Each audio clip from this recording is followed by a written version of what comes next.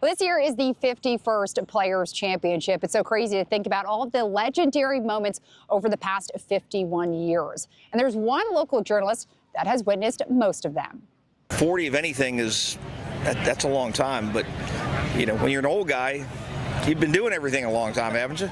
Throughout the memorable moments, witnessing the best golfers ever, Garry Smits of the Florida Times-Union has written about almost all of them at the Players Championship. It really just does feel like a short amount of time that Jerry Pate was jumping in the water over there, or that Greg Norman was setting the course record, or that David Duval was doing what he did in 1999. As much as the course has changed over its 51 years, Smitter, as he's nicknamed, still remembers the early days. We used to have the scoring trailer right about here. They took it out and expanded the short game area. The course used to be really wild. Pop bunkers were a little deeper. They had some love grass out there. They had these waste bunkers. They've kind of softened it over the years with input from the players because it is the Players Championship. You can bet he remembers almost every little detail about the best golfers in the world. Okay, Smalley, yeah, they both birdied 17 in the same year. He's covered legends like Tiger Woods and Greg Norman competing in the Players Championship.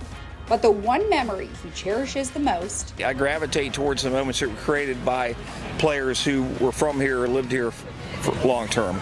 So Mark McCumber coming up the 18th fairway in 1988, he was the first local guy to win this. And I remember some kids had made a banner up on the hill. And you can imagine over 4 decades, he's met a lot of people as well. I'm like anybody, any fan out here, you see people you've known for years come out of a playership. Like this guy. Mark McCumber, one of the best. That was truly a family victory. Yes, it was. I'm telling you, from my grandmother in her 80s down to my kids. Mm-hmm. Yeah. Hey, remember those kids up there in the hill with the big banner? Tell me. Hometown hero. Jacksonville's winner. Mark had the greatest line. How do you play number 18 at the stadium course? He said, with a 3-shot lead. Yeah.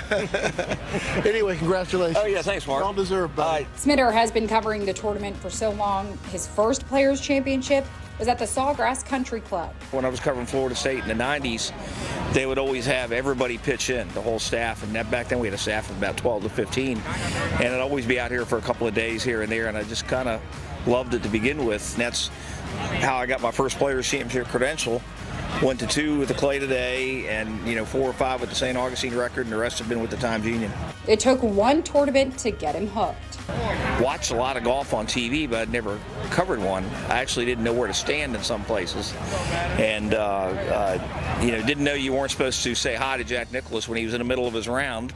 That was quite the embarrassing moment. After covering the Seminoles for a few years, Smitter wanted something different. When the golf writer position opened, he applied, and thanks to his editor at the time, Joe DeSalvo, who believed in him, he got promoted. If the Players Championship hadn't been Jacksonville's tournament or the First Coast tournament, I might not apply for this job. While covering a PGA Tour signature event is something the journalists dream of, Smitter also loves the Players for how it connects the local community.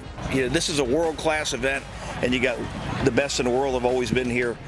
But I think people in the First Coast kind of treat this thing as their own. Smitter moved to Northeast Florida when he was 25 years old. He got into sports writing like how many journalists do. If I couldn't play it, I wanted to write about it. I wanted to be there and still write and tell stories. And that's what this Players Championship has been. It's been an awful lot of incredible stories. 40 years later, Garry Smits still enjoys the unique stories at the Players Championship, just like it's his first. Across country, everybody's newspaper staff is contracted. Being employed has enabled me to keep covering the players. And for that, I'm thankful. For that, I'm blessed. Well, 40 years is so remarkable, but Justin Barney, you're the leader of our sports department. You've been covering this tournament for 27 years. So I got to ask, what's the most memorable moment that you've covered here? 27 years. This is my 27th. That's so crazy even to sound. But I think the biggest change is technology. Technology on this course. There's video scoreboards everywhere, repeats and plays of the highlights everywhere. Those weren't there 27 years ago. And the first one I covered was 1999. So long ago, and they used to have a calligrapher out on the course and in the media room. Instead of digital scoreboards, they were writing scores and names and everything on scoreboards all around the course. So the technology and just the viewing points on this course have changed dramatically. The course has changed, but I think the fan experience has changed most immensely in 27 years. 27 years for you, 2 years for me, and a couple years for Jamal too. All of our sports department really Getting a lot of. I think 5 or 6 for Jamal, right? It's 5 or 6 for Jamal, 2 for you.